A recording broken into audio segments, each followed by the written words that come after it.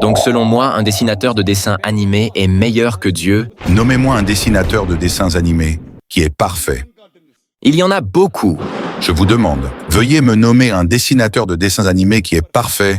Il faudra lui décerner un prix Nobel maintenant. Comme Tom et Jerry. Qu'est-ce qui est parfait? Qu'est-ce qui est parfait avec Tom et Jerry? C'est pour s'amuser. Le fait que tout va toujours bien à la fin? Est-ce que Tom et Jerry est parfait? Enfin, oui. Les choses impossibles deviennent possibles dans le dessin animé. Pensez-vous que Tom et Jerry est parfait? Vous devriez alors ressembler à Tom et Jerry? Je n'aurai pas de problème. C'est d'accord. Pourquoi ne devenez-vous pas un Tom et un Jerry? Pourquoi ne devenez-vous pas un rat et un chat? Oui, mais ma question est, êtes-vous heureux? Voulez-vous devenir un rat? Si Tom et Jerry est parfait, Ça dépend. alors vous devrez devenir un rat. Ça dépend. Voulez-vous devenir un rat? Ça dépend. Moi, je ne voudrais pas devenir un rat. Ça dépend. En fonction de l'intelligence. Si un être humain me dit qu'il veut devenir un rat, alors en tant que docteur, je devrais vérifier son état mental. Voulez-vous devenir un rat?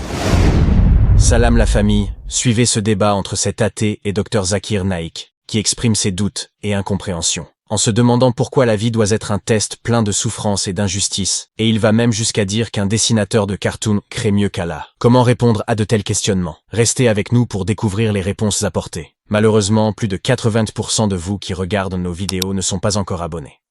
Nous vous prions donc de vous abonner pour nous soutenir afin d'atteindre les 100 000 abonnés d'ici la fin de l'année. Inch'Allah. Je suis un enseignant qui enseigne à l'université ici. Ma question porte sur l'existence de Dieu. Je ne suis ni musulman ni chrétien, donc je ne crois en aucun type de Dieu dans la Sainte Bible, la Sainte Gita, le Saint-Coran. En tant qu'enseignant, vous savez, je donne des examens et des tests aux étudiants, parce que, en tant qu'être humain, j'ai un savoir très limité. Mais dans votre vidéo précédente sur YouTube, je l'ai regardé, je l'ai beaucoup apprécié. Vous avez mentionné que Dieu donne aussi des examens et beaucoup de tests. Donc, si vous considérez Dieu comme un enseignant qui donne des examens et des tests, cela ne me convient pas. Parce que nous, les êtres humains, souffrons de maux tels que l'injustice, le conflit, vous en savez plus que moi, beaucoup de violence. Donc, au prix de l'examen, au prix des tests, vous savez, l'humanité souffre. Alors pourquoi cela? C'est ma question. Le frère a posé une question qui comporte deux parties. Premièrement, il a dit qu'il est enseignant. Et pour savoir à quel niveau sont les élèves, il doit leur faire passer un test.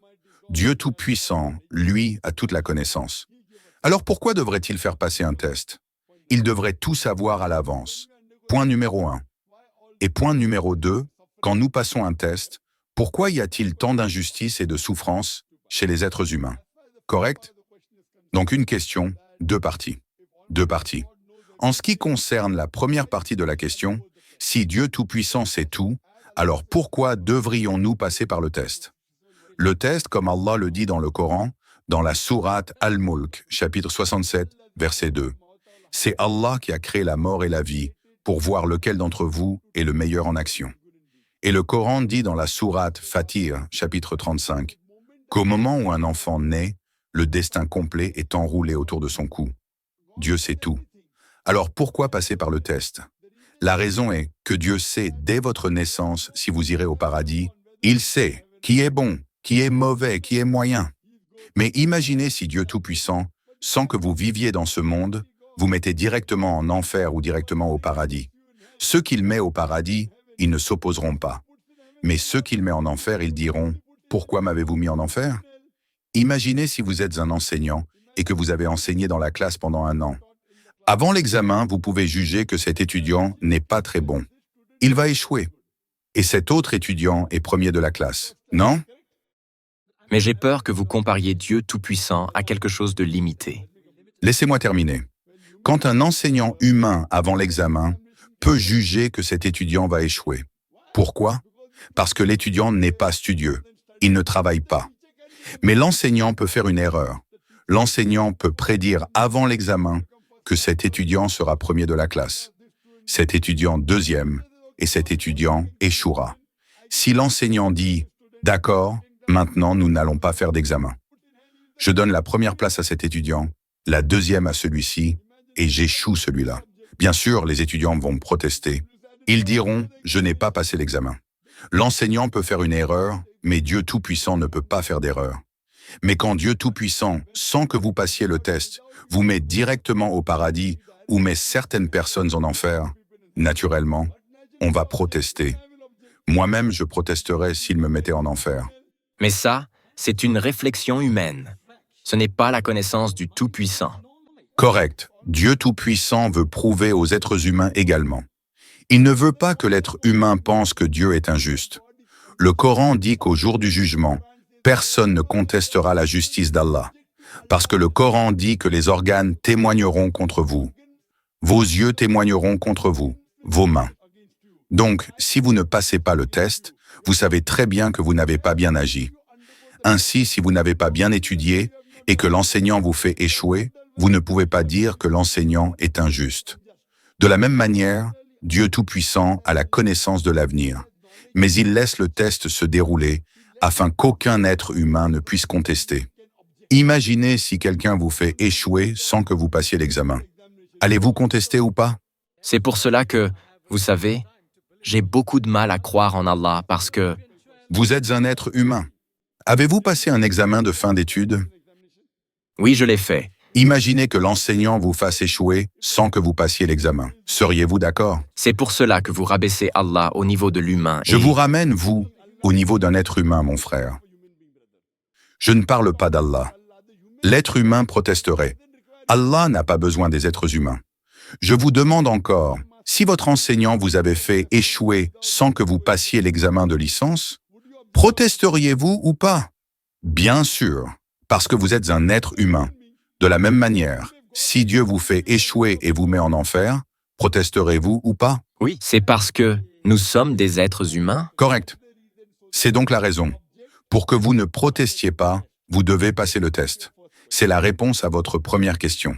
Réponse à votre deuxième question. Lorsque nous passons le test, vous constatez que beaucoup de gens souffrent, qu'il y a tellement de misère, tellement de douleur et tant de mauvaises choses qui se produisent. C'est un test encore. Par exemple, quand vous donnez un examen aux étudiants, certains d'entre eux restent éveillés toute la nuit. Ils peuvent dire « Quel genre de professeur est-ce » parce qu'ils doivent rester éveillés toute la nuit. C'est un très mauvais professeur. C'est ça le test. Et plus le test est difficile, plus la récompense est élevée. Étudier en deuxième année, c'est très facile. La 10e année aussi, c'est facile. Mais lorsque vous étudiez pour un examen de médecine, moi par exemple, j'ai réussi mes études de médecine. Je suis médecin MBBS et à l'époque, nous devions étudier plus de 18 heures par jour. C'était très difficile. Mais je ne pouvais pas dire, d'accord, quel genre de professeur est-ce? C'est quoi ce test si difficile? Ma vie est devenue misérable. C'est un test. Donc si je veux la récompense, je dois passer par ce test. Et ainsi, cette vie, mon frère, est un test pour l'au-delà. Et nous passons ce test. Et il y a des règles et des règlements établis pour savoir comment mener cette vie dans le Coran. Ce Coran est notre manuel. Pour chaque examen, nous avons un manuel. Quel est votre manuel? Sans de manuel, comment pouvez-vous passer le test? Vrai ou faux? Oui, absolument. Ce sont donc les règles et les règlements pour le test que nous passons dans ce monde. Si vous suivez les règles et les règlements, alors vous réussissez l'examen. Si vous ne les suivez pas, alors vous échouez. Et pour ceux qui connaissent vraiment ce livre, il n'y a aucune misère. Pour moi, la vie est un test. Pour vous, parce que vous ne connaissez pas votre portion de manuel, c'est donc une misère pour vous. Au moment où vous connaissez le manuel, vous savez, une personne intelligente qui réussit en étant premier de la classe, elle est heureuse, elle apprécie, mais les personnes qui sont moyennes ou qui échouent, ce sont eux qui ont des problèmes. Donc si vous comprenez bien ce manuel et si vous lisez les commandements de Dieu Tout-Puissant, notre Créateur, cette vie sera belle. Elle sera très facile et vous aimerez les résultats d'aller au paradis. Merci beaucoup. Et ma deuxième question est, êtes-vous heureux quand vous voyez un tigre tuer un cerf et en faire sa nourriture? Alors, la création de Dieu, nous acceptons que Dieu est tout-puissant. Mais ma question est, êtes-vous heureux quand un tigre tue un cerf, le tue et en fait sa nourriture? Et je me questionne sur ce type de création de Dieu. Je me demande, quelle était la qualité de cette création? Quelle est la philosophie de Dieu? Il y a beaucoup de réponses. mais ces réponses sont contradictoires en elles-mêmes. Donc selon moi, un dessinateur de dessins animés est meilleur que Dieu, car un dessinateur de dessins animés, vous savez, il a beaucoup de choses créatives, parfaites. Voilà, c'est ma question. Le frère a dit qu'un dessinateur de dessins animés est meilleur qu'un créateur parce qu'il est perfectionniste. Et suis-je heureux de voir un tigre tuer un cerf? Nommez-moi un dessinateur de dessins animés qui est parfait. Un seul dessinateur de dessins animés. Je connais beaucoup de dessinateurs. Nommez-moi un dessinateur de dessins animés qui est parfait. Il y en a beaucoup. Je vous demande, veuillez me nommer un dessinateur de dessins animés qui est parfait. Il faudra lui décerner un prix Nobel maintenant. Comme Tom et Jerry. Qu'est-ce qui est parfait? Qu'est-ce qui est parfait avec Tom et Jerry? C'est pour s'amuser. Le fait que tout va toujours bien à la fin? Est-ce que Tom et Jerry est parfait? Enfin, oui.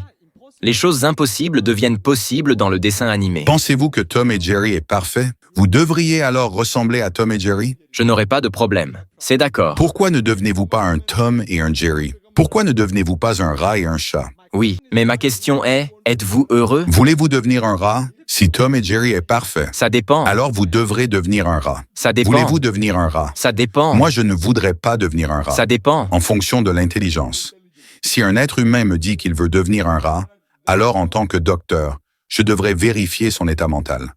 Voulez-vous devenir un rat? Ça dépend. Cela signifie que vous devez passer un examen médical. Donc ma question était, Ma question est, vous dites que Tom est parfait et que Jerry est parfait. Le rat et le chat sont parfaits. Donc, vous voulez devenir un rat? Voyez, si vous savez que vous avez fait une erreur, dites « Je suis désolé » et l'affaire est se régler. Si vous continuez, si vous avez fait une erreur, un être humain, un élève devrait dire « désolé » plutôt que de s'accrocher à son erreur et devenir encore plus insensé. Vous comprenez, n'est-ce pas? Je ne connais aucun être humain dans son bon sens qui dirait jamais qu'il veut devenir un rat. Et vous êtes enseignant. Voulez-vous devenir un rat? je suis un être humain. Oui, mais voulez-vous devenir un rat? J'ai dit que ça dépend. Dépend de quoi? Parce que Dépend de quoi? si, Si quoi? Je suis docteur. Si un être humain dit qu'il veut devenir un rat, je l'envoie chez un psychiatre. C'est vrai ou faux? Si un de vos élèves vous dit qu'il veut devenir un rat, vous ne l'enverriez pas chez un psychiatre? ça dépend aussi. Ma question est donc, êtes-vous heureux? Votre question dépend aussi. Oui, mais êtes-vous Oui, heureux? je vais revenir à la première Excusez-moi. partie de la question. Êtes-vous heureux quand un tigre attaque un cerf? Je suis heureux quand un tigre tue un cerf. Oui. Pour moi, si c'est la règle, comment un tigre devrait vivre, je ne suis ni heureux ni triste. Car c'est la survie. J'ai l'idée que Je ne suis ni heureux ni triste. Car c'est la survie. Si le tigre ne tue pas... non, c'est l'excuse. C'est l'excuse de l'être humain. Je parle de la philosophie du Tout-Puissant, le Tout-Puissant. Mais vous, ramenez la philosophie du Dieu, le bienveillant, le miséricordieux au niveau Frère. humain. C'est une réflexion complète de la connaissance humaine limitée. Vous posez Désolé une de question. dire cela. Voulez-vous écouter ma réponse? Oui, je Alors suis... pour écouter la réponse, je dois vous demander de rester silencieux. Quand vous avez posé la question, Parce que ai-je c'est interrompu? difficile pour moi. Quand vous avez posé la question, ai-je interrompu? D'accord. Vous êtes enseignant, Continuez, donc s'il vous vous plaît. pensez que tout le monde est un élève. Oui, vous pensez que je suis un élève. Mais j'essaie de comprendre. Vous avez posé la question. Voulez-vous attendre la réponse ou non? Bien sûr.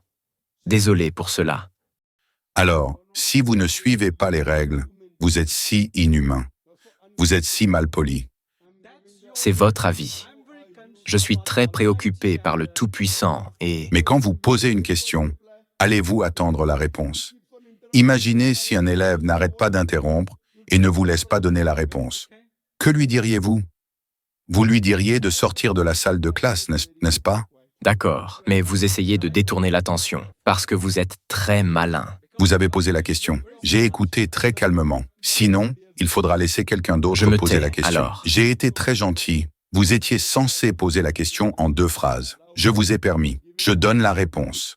Vous interrompez. Donc, pensez-vous qu'en interrompant, vous êtes un enseignant et moi, votre élève? Vous avez posé la question. Laissez-moi terminer la réponse. Après que j'ai fini la réponse, si vous voulez dire quelque chose, je vous donnerai une chance. Merci. Monsieur, veuillez... Alors je continuerai.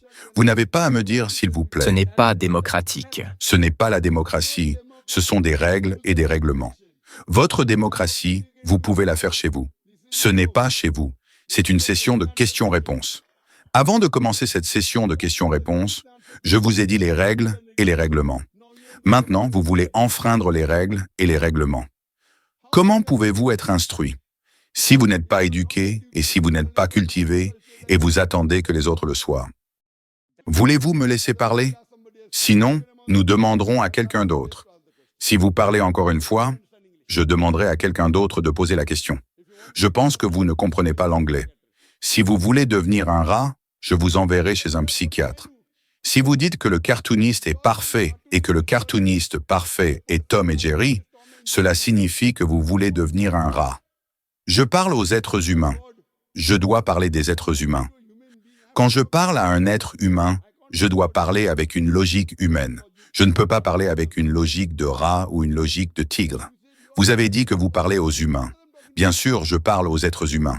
Alors si vous me demandez si je suis heureux de voir un tigre tuer un cerf, je ne suis ni heureux ni triste. Pourquoi devrais-je être heureux? Et pourquoi devrais-je être triste? C'est la règle de la création. Pour moi, quand je respire, je tue des millions de germes. Suis-je heureux? Je ne suis pas heureux. Je ne suis pas triste. C'est ainsi que la vie est. Quand vous respirez, vous tuez des millions de germes. Je suis médecin. Si vous n'êtes pas heureux, arrêtez de respirer. Ma question pour vous est, si vous êtes triste parce qu'un lion tue un cerf, je vous dis en tant que médecin que vous le faites avec des millions de germes. Vous devriez arrêter de respirer. C'est la vie. C'est la vie. Juste parce que vous pouvez voir un tigre attaquer un cerf. Je suis médecin. Vous ne pouvez pas survivre même quelques minutes sans tuer des millions de germes. C'est ainsi que le Tout-Puissant Dieu a fait différentes créations. Mais si vous enfreignez la règle de la création, si je tue un cerf inutilement pour le plaisir, pour la chasse, je serai mauvais. Pour le plaisir de la chasse, je ne peux même pas tuer une fourmi pour mon plaisir. Je ne peux même pas tuer un moineau, selon le prophète Muhammad, que la paix soit sur lui. Mais le lion, pour sa survie, il peut faire ça à un cerf. Il suit la règle. Ce livre de règles sur la manière de mener la vie est pour les êtres humains. Le Tout-Puissant Dieu a donné un choix aux êtres humains. Le tigre et le cerf n'ont pas de libre arbitre propre. Ils suivent leur instinct. Ils n'ont pas de libre arbitre. Seuls les êtres humains et les djinns ont un libre arbitre. Maintenant, parce qu'ils ont un libre arbitre, le Tout-Puissant Dieu a donné un ensemble de règles. Ce que vous pouvez faire, ce que vous ne pouvez pas faire, le reste est optionnel. Si vous suivez les règles de ce que vous pouvez faire et ne pouvez pas faire, vous réussirez cet examen et irez au Jannah. J'ai tenu une conférence sur l'existence du Tout-Puissant Dieu, mais vous ne posez aucune question sur ce dont j'ai parlé. Si vous croyez en la science, comment cela pourrait-il être dans le Coran? Vous n'avez rien dit à ce sujet, mais vous me demandez si je ressens de la joie si un tigre attaque un cerf. Je ne suis ni heureux ni triste. C'est ainsi qu'il va vivre. Donc la réponse est, je ne suis ni heureux ni triste. Mais je suis très en colère et très triste si un être humain tue un tigre pour s'entraîner à la chasse. Parce que cela va à l'encontre de la règle de la création de Dieu Tout-Puissant. J'espère que cela répond à la question. Merci beaucoup.